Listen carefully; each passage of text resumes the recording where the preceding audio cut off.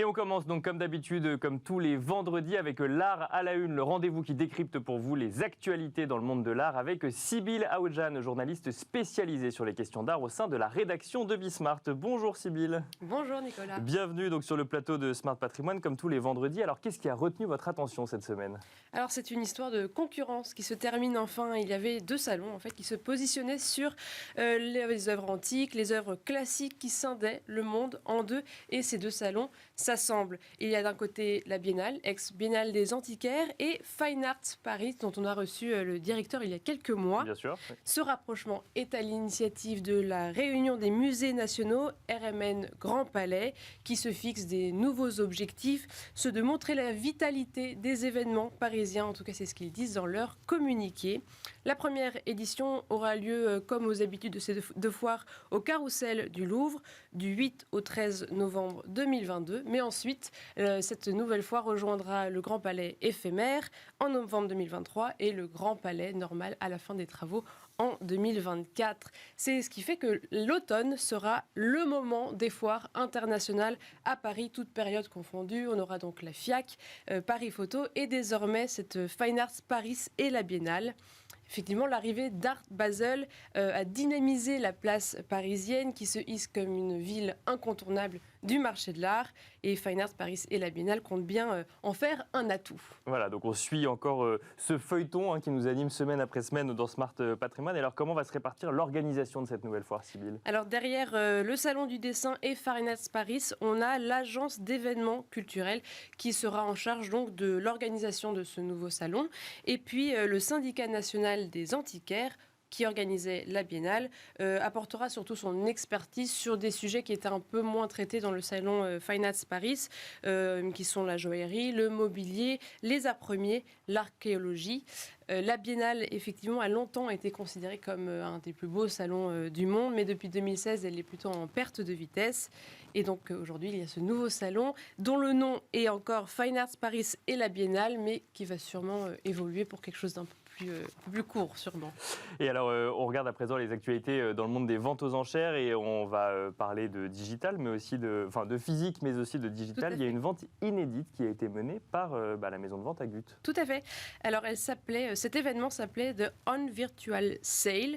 C'était une exposition, mais aussi une vente qui a eu lieu dans le métaverse, mais aussi dans le monde physique. Et tout cela a été organisé par la maison de vente Agut. C'était cette semaine, on pouvait découvrir et acheter des œuvres NFT d'une trentaine d'artistes, mais aussi suivre des conférences, des workshops, à la fois dans le monde physique et dans le monde virtuel. L'exposition réelle avait lieu dans les anciens locaux du cours Florent sur l'île Saint-Louis. Et puis le même espace de 1000 m² a été reconstitué dans le métaverse conçu par l'entreprise américaine Art Attack. Une vente aux enchères a ensuite été réalisée, c'était mardi dernier, à la fois dans les deux mondes. Donc. Et donc à la différence d'une vente en ligne, il y a une dimension vraiment immersive et des achats possibles en crypto-monnaie.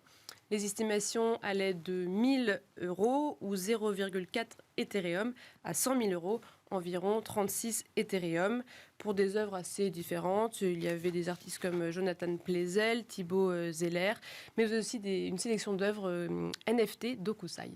Et alors, est-ce que la vente a été un succès, Sybille ? Alors, succès technique, oui. Technique, oui, on l'a vu d'ailleurs, bien sûr. Le succès économique, un petit peu moins. Il y avait une trentaine d'œuvres proposées, seulement un seul lot a été vendu. D'accord. Mais un lot assez important, c'est la création 3D d'une cathédrale qui a été proposée pour la planète Mars. Voilà, on voit les images. Et elle a été pensée par l'artiste David Ponce. C'est une méta-cathédrale, comme il l'appelle, qui a été emportée pour 15 000 €, mais en dessous de la fourchette basse qui était de 50 000 €. Claude Agut, qui est le commissaire-priseur responsable de la vente, se réjouit tout de même. Il explique que c'est l'avenir. Beaucoup de gens ont assisté à l'événement avec plaisir et curiosité, mais n'ont pas osé enchérir. Mais c'est un bon démarrage. Et alors, donc la France est finalement assez en avance sur le sujet, même si la vente aux enchères de NFT n'est pas encore autorisée en France. Voilà, c'est une vente qui est normalement à peu près une première dans le monde, mais l'habilité d'Agut, c'est quand même de vendre des clés USB en même temps que les NFT pour contourner ce problème juridique qu'on ne peut pas en fait vendre des biens qui sont immatériels pour l'instant. D'accord. Et les experts disent que la France est plutôt à la traîne et qu'il faut absolument se mettre à la page pour s'installer sur ce nouveau marché. Et on en parlait il y a quelques semaines, le Conseil des ventes volontaires a émis un avis favorable pour permettre la vente aux enchères de ces jetons. Donc ça veut dire que l'acquéreur en question est reparti avec sa clé USB pour le coup. C'était le moyen de contourner. Il avait un objet physique. Il avait un objet physique. Et alors on termine sur un prix qui a été décerné pour des artistes en milieu de carrière, Sybille. Voilà, je voulais parler de ce prix parce qu'il est intéressant. Il s'appelle Nouveau Regard et il récompense des artistes femmes qui sont en milieu de carrière et donc moins soutenus par les prix existants qui se tournent plutôt vers des artistes émergents. Et c'est l'association Aware, Archive of Women Artists Research and Exhibitions, qui décerne ce prix. 4 artistes ont été nommés: Valérie John, Katia Kameli, Myriam Mi-Hindou et Mathilde Rosier. Alors Valérie John, comme on le voit, travaille le tissage, des questions de mémoire, de culture et de métissage. Ensuite, on a Katia Kameli qui examine des conditions d'écriture de l'histoire. Elle s'intéresse surtout au roman national algérien, qui occupe une place forte dans son travail. Myriam Mi-Hindou, elle travaille plutôt l'idée de limite et de liberté. Et enfin, Mathilde Rosier travaille sur la proximité avec la nature, la différence entre l'état de sauvage et l'état plus civilisé. Alors, la lauréate de ce concours bénéficiera dès cette année 2022 d'une place dans la résidence de la Villa Albertine et d'un accompagnement par une galerie à New York.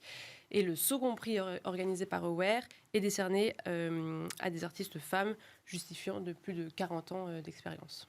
Merci beaucoup Sybille Aoudjan, donc journaliste spécialisée sur les questions d'art au sein de la rédaction de Bismart. Et on a le plaisir de recevoir ensemble Maître Alexis Fournol, avocat spécialisé dans le marché de l'art. Bonjour Maître Alexis Fournol. Bonjour, merci pour l'invitation. Bienvenue sur le plateau de Smart Patrimoine. Comment transmettre son œuvre d'art? C'est la question qui va nous animer aujourd'hui. Les questions de succession, de transmission, on en parle souvent dans cette émission. Mais est-ce qu'il y a une spécificité quand on parle d'œuvre d'art en matière de succession? Alors, on vient de l'évoquer il y a à peu près 2 minutes. Je ne vais pas évoquer les NFT puisque voilà, on a ici une fiscalité qui est encore un peu balbutiante. Bien sûr. Sur cette typologie de biens. Peut-être vous me réinviterez dans 10 ans et on verra les premières questions se poser. Bon, on espère avant quand même, voilà, notamment sur le cadre réglementaire. Et espérons en tout cas que les nouveaux collectionneurs ou les primo-collectionneurs, en tout cas dans ce domaine-là, eux n'auront pas de difficultés par rapport à leur projection de vie par rapport à ces NFT. Mais oui, bien évidemment, pour répondre à votre question, il existe des spécificités dans la transmission d'une œuvre d'art à ses ayants droit, à ses héritiers.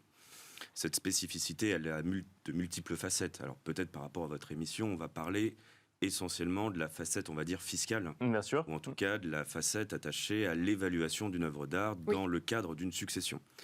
Et ici, on a des mécanismes qui sont particuliers par rapport au calcul de ce qu'on appelle les droits de mutation, ceux qu'on dénomme bien plus facilement ou dans le langage courant les droits de succession. Voilà. Là, vous avez des dispositions du Code général des impôts qui viennent envisager 3 méthodes d'évaluation. On en a une qui est assez connue, qu'on voit assez régulièrement, c'est celle de l'intervention d'un commissaire-priseur. Voilà, donc on appelle un inventaire successoral ou un inventaire fiscal. Il vient donner un prix pour chacun des objets qui composent l'actif du défunt. Donc là, on est juste pour donner une valeur à l'œuvre. Pour donner une valeur, voilà. Et c'est une valeur qui n'est pas une estimation. Ce n'est pas ce que vous allez voir, par exemple, dans un catalogue de vente, où ici, vous avez souvent une fourchette. Voilà, dans les estimations que vous donnez, vous dites souvent, par exemple, 20 000, 30 000 ou 1 000, 2 000. Voilà, là, non, on vient donner un prix, prisé. C'est ce que ça signifie. D'accord, d'où le nom de commissaire-priseur. Commissaire-priseur, celui qui donne un prix. Voilà, prisé, c'est donner un prix. Ça, c'est la première des solutions et c'est finalement celle qui est très souvent utilisée par les collectionneurs. La plupart des particuliers, eux, ont recours à un autre mécanisme, qui est un mécanisme ici, on va dire, un peu plus simple à utiliser, qui est ce qu'on appelle le forfait mobilier 5%. Voilà, avec une liste estimative à côté. On doit se dire, finalement, quels sont les meubles qui viennent garnir mon appartement, garnir ma maison, mon bien immeuble juridiquement. Et à partir de là, on a comme assiette de calcul, de base, sur lequel on applique ces 5%, le bien immeuble, votre appartement, votre maison dont vous êtes propriétaire, sur lequel on applique ce forfait de 5% pour l'ensemble des meubles qui viennent vraiment garnir. Votre canapé, votre télé, tout ça. Il y a eu un inventaire qui a été réalisé. Même pas, hors inventaire. D'accord. Soit on a l'inventaire, soit on a le forfait mobilier 5%, avec une liste de ce qui ne relèverait pas des meubles meublants. Un tableau de maître. Je ne sais pas, par exemple, un buffet Charlotte Perriand, des chaises prouvées un peu partout, qui auraient une valeur la plus importante. Voilà. Mais ça peut concerner également des choses, des objets qui ne sont pas des œuvres d'art, pour le coup ? Alors, ce forfait mobilier, ce n'est que pour le meuble meublant. Et le meuble meublant, vous voyez ici, le législateur a quand même donné quelques pistes de compréhension. Qu'est-ce qu'un meuble meublant ? C'est un meuble qui vient garnir. Après, c'est là où toute la frontière peut être un peu difficile à saisir. Ouais. Est-ce qu'une collection, est-ce qu'un tableau qui orne mon mur est un meuble meublant ? Voilà, on a eu plusieurs contentieux avec l'administration fiscale à ce sujet et on a ici une définition qui commence à être un peu mieux précisée. Voilà, ça, ce sont les deux principales possibilités. La troisième, que l'on connaît et que vous évoquez souvent, je pense, dans cette émission, c'est la vente aux enchères publiques dans les 2 ans, qui est la méthode d'évaluation du prix d'une œuvre eh bien, la plus sûre et certaine possible, celle qui sera opposable sans difficulté à l'administration fiscale. Si vous vendez un bien dans les 2 ans suivant le décès du collectionneur, c'est la valeur prise au moment de la vente aux enchères publiques, hors frais, ce qu'on appelle le prix marteau, voilà, qui va être pris en considération par l'administration fiscale. Mais c'est sûr qu'on peut attendre les 2 ans pour payer les frais. Voilà, on peut attendre, effectivement, on peut débloquer ou faire une rectification avec le notaire. D'accord. Et c'est pour ça, si vous constatez, on a souvent des très grandes collections qui sont vendues un peu après 2 ans, suivant le décès. Vous allez sans doute l'évoquer dans votre émission, la succession Hubert de Givenchy. Oui. Voilà, décédé en 2018, nous sommes en 2022. Christie's vient d'annoncer qu'en juin prochain aura lieu aussi bien en physique qu'en digital, ce que vous évoquiez aussi tout à l'heure, ces 2 modalités. Voilà, ça dépendra de la typologie de bien. L'intégralité de sa collection va être vendue et là, on est 4 ans après son décès. Donc, on échappera à ce caractère automatique de la prise en compte du résultat acquis dans les 2 ans suivant le décès. Voilà, ça, ce sont les 3 modalités d'évaluation, on va dire, vraiment envisagées par le législateur, avec en premier lieu la vente aux enchères publiques dans les 2 ans, en deuxième lieu, à défaut d'une vente aux enchères publiques, eh bien, l'inventaire du commissaire-priseur, et enfin, voilà, ce forfait mobilier avec cette liste estimative descriptive. Voilà, on peut avoir effectivement après l'un qui peut s'allier avec l'autre, la vente et l'inventaire. Et pour ça, c'est pour donc déterminer le prix et la valeur. Et après, on doit quand même payer des frais qui sont de quel montant par rapport à la valeur de l'œuvre ? Alors en fait, comme dans toute succession, votre patrimoine, le patrimoine du défunt, il est composé d'une multiplicité d'objets. Et en fait, ça sera votre assiette d'imposition de calcul. Voilà, ces œuvres, elles vont venir s'ajouter au patrimoine que vous pourriez avoir, par exemple, en termes immobiliers, au SICAF que vous pourriez avoir, à l'ensemble du portefeuille. Voilà, et la fiscalité est la même ? Et la fiscalité est la même. En fait, on vient intégrer dans la base de calcul. Voilà. Et c'est la méthode de calcul pour l'intégrer dans la base de calcul qui est différente, mais ensuite la fiscalité reste la même. D'accord. Voilà. En fait, c'est comment le patrimoine va être composé de différents éléments et comment va-t-on fixer un prix à ces éléments. En matière immobilière, c'est assez simple. Voilà, on est dans un marché liquide, il y a un prix de l'immobilier, on peut assez facilement rendre opposable à l'administration la valeur d'un bien situé à Paris, situé à Lyon, situé je ne sais où à la campagne. Voilà, plus compliqué en matière d'œuvre d'art. Et c'est pour ça que le rôle notamment du commissaire-priseur est essentiel, parce que c'est un tiers de confiance et un peu indépendant des parties. Est-ce qu'on peut utiliser une œuvre d'art pour payer ses frais de succession ? Oui, bien sûr. Oui, j'aime beaucoup ce sujet, moi. C'est le mécanisme, effectivement, qu'on appelle celui de la dation, qui n'est pas utilisé que pour le paiement des droits de succession. C'est souvent dans cette optique qu'on l'envisage, puisque, comme vous le savez, c'est ainsi notamment que le musée Picasso a été créé à Paris. Voilà, au moment du règlement de la succession Picasso, vous aviez énormément d'œuvres qui constituaient le patrimoine du défunt et qui devaient être dévolues aux héritiers. Pour éviter d'avoir à payer des droits de succession colossaux, ils ont pu, ces héritiers, remettre en paiement à l'État des œuvres pour venir ici directement payer. Ce n'est pas comme dans le cadre d'une donation, par exemple, où on diminue son imposition. Là, c'est on paie son impôt avec ça. D'accord. Voilà. Et ça peut, pour vous dire un peu, on peut toucher aujourd'hui, en tout cas on peut proposer à l'État tout type d'œuvre. C'est-à-dire auparavant, ce n'était vraiment que l'art classique. Depuis 2005, ça peut être de l'art contemporain. On a déjà vu un hélicoptère qui avait servi dans des missions à l'étranger. Et une valeur estimable. Et une valeur estimable. Par exemple, moi, je suis intervenu sur la première dation de bande dessinée. D'accord. Auteur de bande dessinée au profit de l'État.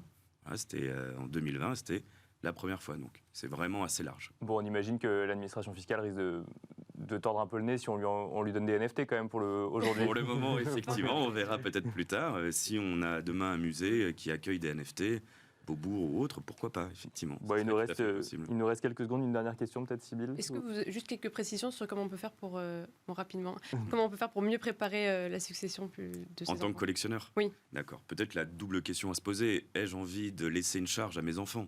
Puisqu'une collection, c'est l'œuvre d'une vie. On peut envisager plusieurs véhicules, effectivement, juridiques. Un qui a particulièrement mon attention, si on veut conserver l'unité, c'est le fonds de dotation. Une autre possibilité, c'est le legs, voilà, au profit d'une institution, avec des contreparties imposées. Par exemple, une salle dédiée ou voilà, une exposition thématique tous les 2 ans. Effectivement, on peut envisager ça, notamment par une voie testamentaire. Et là, le recours à un notaire, le recours à un avocat peut être intéressant, au moins au stade de la réflexion et après au stade de la mise en œuvre, évidemment.